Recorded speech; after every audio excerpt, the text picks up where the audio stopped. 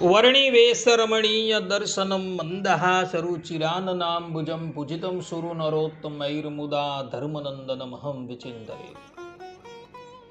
असतो मा षड्गमय तमसो मा ज्योतिर्गमय मृत्युर्मा अमृतं गमयः। ओम शान्तिः शान्तिः शान्तिः। अस्मद्गुरुसमारम्भां नाथयामुनमध्यमां लक्ष्मीवल्लभपर्यन्तां वन्दे गुरुपरम्परा। આજની જ્ઞાન સભાની અંદર પધારનારા બધા જ ભગવત ભક્તોને વેદાંતાચાર્ય પુરાણ ઇતિહાસાચાર્ય એમએ ફિલોસોફી શાસ્ત્રી રાકેશભાઈના હેતપૂર્વક જય સ્વામિનારાયણ. ભક્તો, આજની આ જ્ઞાન સભાની અંદર આપણે બધા વ્યાસાસન પર બેસીને જે વક્તા ભગવાનની વાતને એક બાજુ મૂકી લૌકિક વાતો કરી લોકોનું મનોરંજન કરતો હોય તે કઈ દુર્ગતિને પામે એ વિષય પર થોડી વાત શ્રવણ કરશું. પ્રવચન થોડું કડવું હશે, પરંતુ સાંભળીએ છૂટકો છે. બધા શ્રોતાગણો ધ્યાનપૂર્વક આ પ્રવચન શ્રવણ કરે અને એને આત્મસાત કરી લે. સર્વપ્રથમ વક્તા શબ્દનો અર્થ શું થાય અને વક્તા કેવો હોવો જોઈએ એના પર વિચાર કરીએ.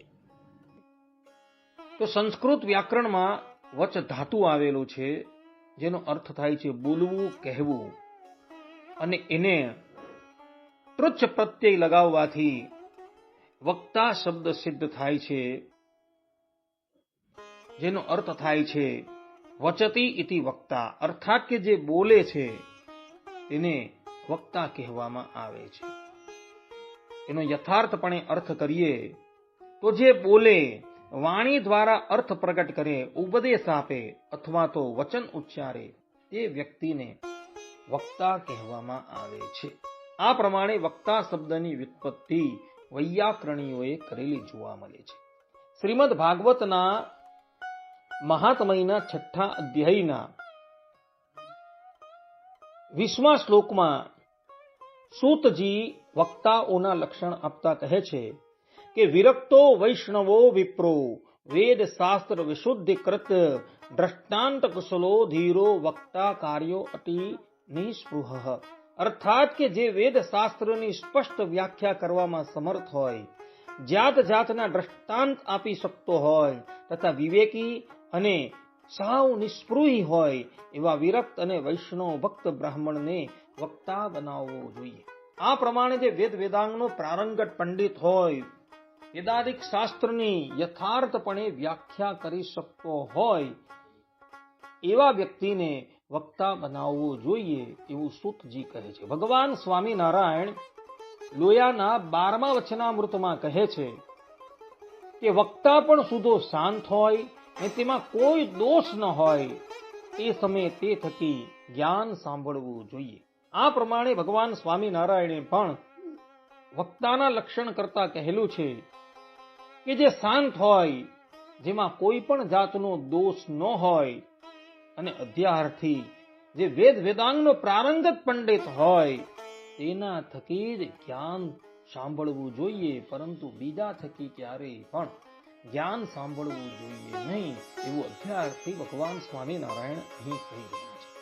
જે વેદ વેદાંગનો પ્રારંગત પંડિત નથી, શાસ્ત્રો જ્ઞાનમાં જે કુશળ નથી, જેને પરંપરા થકી કોઈ સાંપ્રદાયિક જ્ઞાન પ્રાપ્ત થયું નથી, અને એવો વ્યક્તિ જો વ્યાસાસન પર બેસીને લોકોને ઉપદેશ આપે અને એ ઉપદેશમાં કેવલ લૌકિક વાત જ હોય તો એવી લૌકિક વાતો કરનારો વક્તા કઈ દુર્ગતિને પામે છે.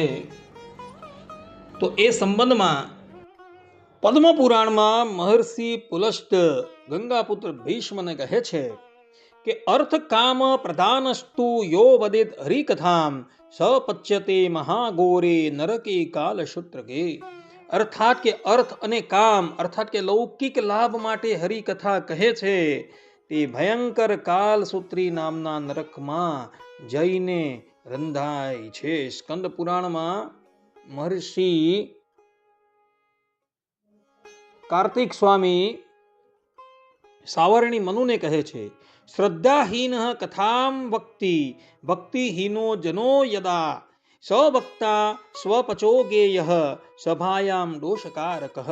અર્થાત કે જે શ્રદ્ધા અને ભક્તિ વગર કથા કહે છે તે વક્તા સ્વપચ એટલે કે અધમ સમાન છે અને સભામાં દોષ ઉત્પન્ન કરે છે. પંચરાત્ર શાસ્ત્રની અંદર કહેલું છે કે અભક્તેન કૃતમ સર્વમ પૂજા કથા નિષ્ફલમ વક્તા ચ નરકમ યાતિ શ્રોતુશ્ચ પચયે ધ્રુવમ. અર્થાત કે અભક્ત દ્વારા કરાયેલી પૂજા કથા વગેરે બધું નિષ્ફળ છે.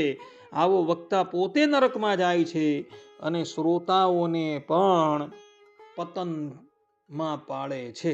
આ પ્રમાણે અહીં પંચરાત્ર શાસ્ત્રમાં દેવર્ષિ નારદ સ્પષ્ટ રૂપે કહે છે કે જે પણ કોઈક વક્તા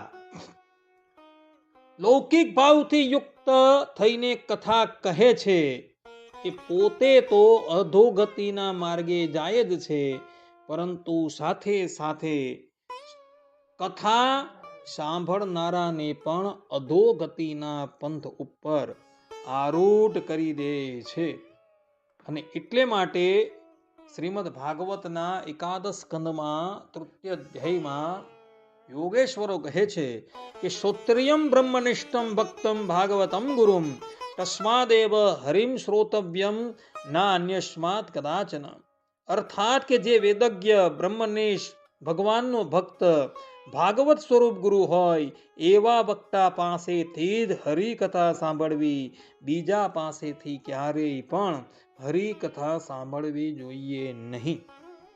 નારદ પંચરાત્રમાં દેવર્ષિ નારદ કહે છે કે ભક્ત્યા વિના ન વક્તવ્યમ હરિકથામ કદાચન ભક્તિ વક્તૈવ યા પ્રોક્તા સ કથા મોક્ષદાયિની. અર્થાત કે ભક્તિ વિના હરિકથા કદી પણ સારી કહેવાતી નથી. ભક્ત વક્તા દ્વારા કહેલી કથા મોક્ષ આપનારી બને છે. પદ્મ પુરાણમાં પુલસ્તઋષિ ગંગાપુત્ર ભીષ્મને કહે છે ન સ્વાર્થમ ન પરાર્થમ ચ કેવલમ હરિતોષણમ યસ્ય વક્ત્રાત પ્રવર્તેત સ વક્તા શુદ્ધ ઉચ્યતે. અર્થાત કે જે વક્તા ન પોતાનો સ્વાર્થ રાખે ન લૌકિક લાભ, માત્ર હરિને પ્રસન્ન કરવા કથા કરે એ જ શુદ્ધ વક્તા કહેવાય છે. આ પ્રમાણે અહીં શુદ્ધ વક્તાનું લક્ષણ મહર્ષિ પુલસ્તે આપેલું જણાય છે. સ્કંદ પુરાણમાં કાર્તિક સ્વામી કહે છે કે અભક્ત વક્તૃ મુખતો યા કથા શ્રૂયતે નરૈહિ સા પાનમ વિષતુલ્યમ હિ નરકાયોપપદ્યતે. અર્થાત કે અભક્ત વક્તાના મુખથી સાંભળવામાં આવેલી કથા વિષ પીવા સમાન છે અને નરકનું કારણ બને છે. આ પ્રમાણે જે લોકો અભક્ત વક્તાના મુખ થકી કથા શ્રવણ કરે છે અને એ કથાની અંદર કેવલ ને કેવલ લૌકિક ભાવ પ્રધાન હોય છે, તો એ કથા જે છે એ વિષ સમાન છે અને અંતે નરકનું કારણ બને છે. માટે ભક્તો એવા લૌકિક મનુષ્યના મુખ થકી તમે ક્યાંથી પણ કથા સાંભળતા નહીં. બ્રહ્મ વૈવત પુરાણમાં શ્રીમદ નારાયણ ભગવાન કહે છે કે લોકરંજન હેતુસ્તુ શ્રુતાયા હરિકથિકા શાન ભક્તિ પ્રદા પ્રોક્તા શ્રવણમ નિષ્ફલમ સ્મૃતમ. અર્થાત કે માત્ર લોકરંજન માટે સંભળાયેલી હરિકથા ભક્તિને આપતી નથી, એ શ્રવણ નિષ્ફળ ગણાય છે. જે લોકો એવા વક્તાના મુખ થકી કથાનું શ્રવણ કરે છે કે જે કેવલ લોકરંજન કરે છે, તો આવા લોકરંજન કરનારા વક્તાના મુખ થકી જે કથા શ્રવણ કરે છે એનું એ શ્રવણ નિષ્ફળ થઈ જાય છે, એવું શ્રીમદ નારાયણ ભગવાન બ્રહ્મ વૈવત પુરાણની અંદર કહી રહ્યા છે. હવે આવા લૌકિક વક્તા થકી કથા સંભળાઈ જાય તો એનું પ્રાયશ્ચિત શું કરવું? તો એ સંબંધમાં પણ પંચરાત્ર શાસ્ત્રોમાં કહેલું છે કે હરિનામ જપ કાર્ય શુદ્ધ ભક્તશ સન્નિધો કથા દોષ વિનાશાય નાન્ય પંથા વિધીયતે. અર્થાત કે શુદ્ધ ભક્તની સન્નિધિમાં હરિનામ જપ કરવો જોઈએ. કથાના દોષના નાશ માટે આ સિવાય બીજો કોઈ માર્ગ નથી. પદ્મ પુરાણમાં મહર્ષિ પુલસ ગંગાપુત્ર ભીષ્મને કહે છે કે અભાગવત સ્તોત્રૂણામ પ્રાયશ્ચિત્તમ વિશેષતઃ ભાગવત શ્રવણમ પુણ્યમ સપ્તાહમ વિધિપૂર્વકમ. અર્થાત કે અયોગ્ય વ્યક્તિના મુખ થકી કથા સંભળાઈ જાય તેની માટે વિશેષ પ્રાયશ્ચિત છે. તે કહ્યું તો વિધિપૂર્વક 7 દિવસ કોઈ પવિત્ર શ્રોતાના મુખ થકી શ્રીમદ ભાગવતનું શ્રવણ કરવું જોઈએ. સ્કંદ પુરાણમાં કાર્તિક સ્વામી કહે છે કે વક્તુ શુદ્ધિર ભવેદ્દાને શત્રુણામ હરિકીર્તનાત ઉભયો પતનમ નશ્યેત ભક્ત્યા ચ શરણાગતે. અર્થાત કે વક્તાની શુદ્ધિ દાનથી અને શ્રોતાની શુદ્ધિ હરિકીર્તનથી થાય છે. બંને જો ભક્તિપૂર્વક શરણાગતિ લે તો પતન નષ્ટ થાય છે. આ પ્રમાણે અયોગ્ય વ્યક્તિના મુખ થકી જો કથા સંભળાઈ જાય તો આ પ્રમાણેના પ્રાયશ્ચિતનું વિધાન આપણા મહર્ષિઓએ પુરાણોની અંદર કરેલું જોવા મળે છે. માટે ભક્તો, આવા લૌકિક વાતો કરનારા વક્તાઓને તમે દૂરથી ત્યાગ કરી દેજો. કારણ કે આવા વક્તાઓ એઓના હૃદયની અંદર જે હશે તે જ એ લોકોની વાણીમાં પ્રગટ થશે. એ લોકો પોતે સંસાર બંધનથી યુક્ત છે. એ તમારા સંસાર બંધનને ક્યારેય પણ કાપી શકશે નહીં. કારણ કે એ લોકો પોતે જ બદ્ધ છે, પોતે જ બંધાયેલા છે, તો તમને મુક્ત કેવી રીતના કરી શકે? માટે આવા વક્તાઓને તમે દૂરથી જ તિલાંજલિ આપી દેજો. આ સંબંધમાં લૌકિકમાં એક દ્રષ્ટાંત આવે છે, એ અવલોકન કરવા યોગ્ય છે. વાત એવી હતી કે એક રાજ્યમાં એક રાજાને એના ગુરુદેવ નિત્ય શ્રીમદ ભાગવતની કથા સંભળાવવા માટે આવે અને રાજા પ્રેમપૂર્વક એ ભાગવતની કથા સાંભળે. કથા સાંભળતા સાંભળતા ઘણા વર્ષ વ્યતીત થઈ ગયા. એક દિવસ રાજાએ પોતાના ગુરુદેવને પૂછ્યું કે ગુરુદેવ, કથા પૂર્ણ થાય ત્યારે તમે કહો છો કે ધુંધુકારીને તથા પરીક્ષિત રાજાને લેવાને અર્થે ભગવાનના પાર્ષદો આવ્યા. ભગવાનના પાર્ષદો વિમાન લઈને આવ્યા અને ધુંધુકારી તથા પરીક્ષિતને એવો ભગવાનના ધામમાં લઈ ગયા. આટલા વર્ષથી અમે કથા સાંભળીએ છીએ, અમને તો લેવા માટે વિમાન ક્યારેય નથી આવ્યું. માટે અમારા પ્રશ્નનો ઉત્તર આપો, અન્યથા તમને શૂળીએ ચડાવવામાં આવશે. આ પ્રમાણે જ્યારે પેલા રાજાએ કહ્યું એટલે પેલા ગુરુદેવ તો અતિશય ડઘાઈ ગયા. વિચાર કરવા લાગી કે હવે મારે શું કરવું. ચિંતાતુર થયા થતા એવો ઘરે આવ્યા. ઘરની અંદર એમની વિદુષી દીકરીએ પોતાના પિતાજીને પૂછ્યું કે પિતાજી, આજે આપ ચિંતાતુર કેમ છો? ત્યારે પેલા ગોર દાદાએ પોતાની પુત્રીને બધી વાત કરી. ત્યારે એની પુત્રી કહે છે કે પિતાશ્રી, કાલે આપ અમને તમારી સાથે લઈ જજો. આ તો બહુ સરળ પ્રશ્નનો ઉત્તર છે. હું રાજાને એના એ પ્રશ્નનો ઉત્તર આપી દઈશ. બીજે દિવસે નિત્યની જેમ પેલા ગુરુદેવ રાજાને કથા સંભળાવવા માટે ગયા. રાજાએ ગુરુદેવને પૂછ્યું કે મારા પ્રશ્નનો ઉત્તર લાવ્યા? ત્યારે ગુરુદેવ કહે છે કે હા, આ મારી કન્યા છે, એ તમારા પ્રશ્નનો ઉત્તર આપશે. રાજાએ કહ્યું ભલે. એટલે પેલી કન્યાએ કહ્યું કે રાજન, થોડા સમય માટે આપ અમને રાજા બનાવો, પછી હું તમને તમારા પ્રશ્નનો ઉત્તર આપીશ. રાજાએ કહ્યું કે ભલે. અને પોતાના મસ્તકની ઉપર જે મુગટ હતો એ મુગટ એણે પેલી કન્યાના મસ્તકની ઉપર મૂકી દીધો અને પેલી કન્યા સિંહાસન પર આવીને બેસી ગઈ. સિંહાસન પર બેઠા બાદ એણે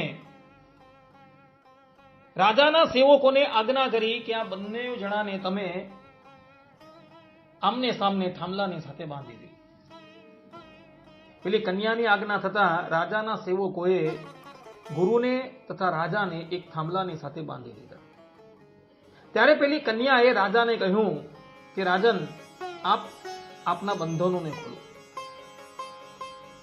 ત્યારે રાજાએ કહ્યું કે બેટા, હું મારા બંધનો કેવી રીતના ખોલી શકું? કોઈ બીજો હોય તો એ મારા બંધનને ખોલી શકે.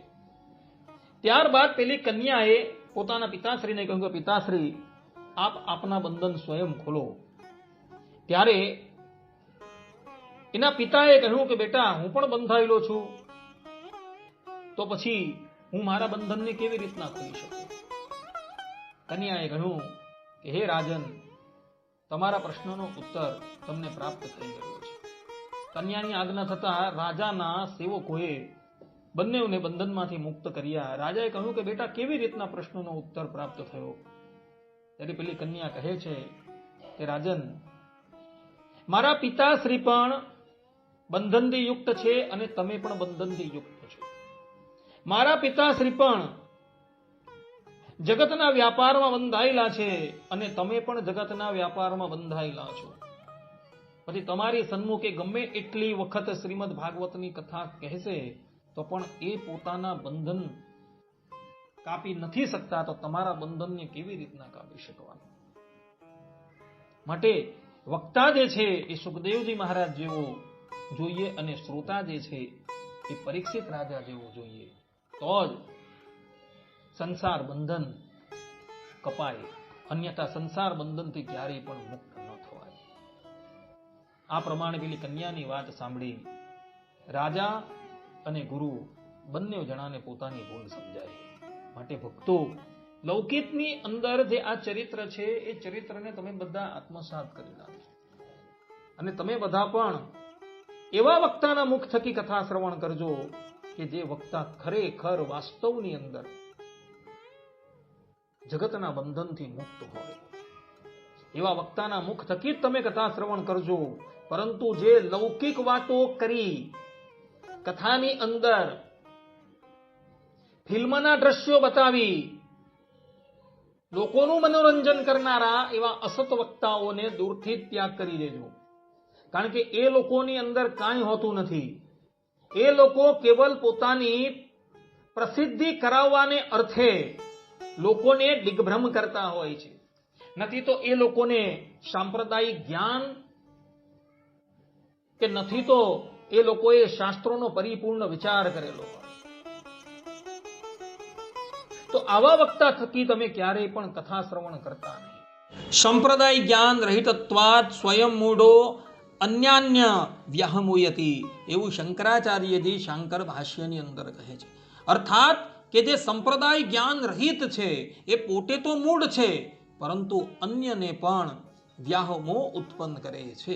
માટે એવા વક્તાઓને તમે દૂરથી ત્યાગ કરી દેજો. આટલું કહીને હું મારા પ્રવચનને અહીં વિરામ આપું છું. સર્વે સંતુ નિરામયઃ, સર્વે સુખીનો ભવંતુ, સર્વે ભદ્રાણિ પશ્યંતુ, મા કશ્ચિદ દુઃખ ભાગ ભવેત. અસ્તુ. જય સ્વામિનારાયણ.